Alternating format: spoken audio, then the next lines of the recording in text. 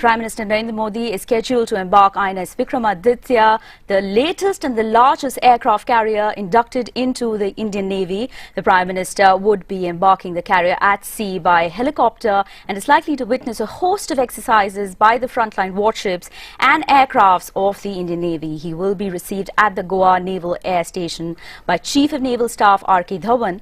This is Modi's first outing to a military asset. He is likely to arrive in Goa by 9:30 today and will be given a guard of honor before he embarks on the INS Vikramaditya. Senior editor Anubhav Bhosle gets us details from Navy base in Goa.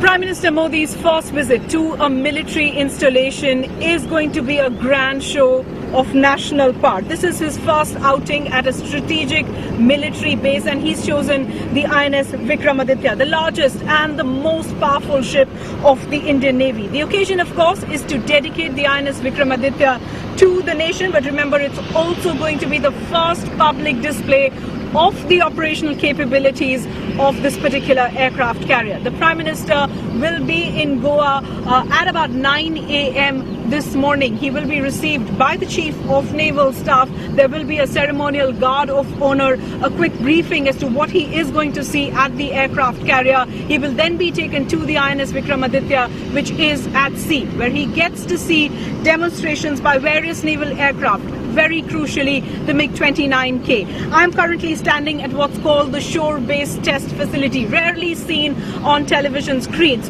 This particular runway, totally identical to what pilots see when they land on the INS Vikramaditya. Remember, the INS Vikramaditya has two runways, one for landing, one for taking off. In a couple of minutes, I will be on board the INS Vikramaditya, bringing you many more details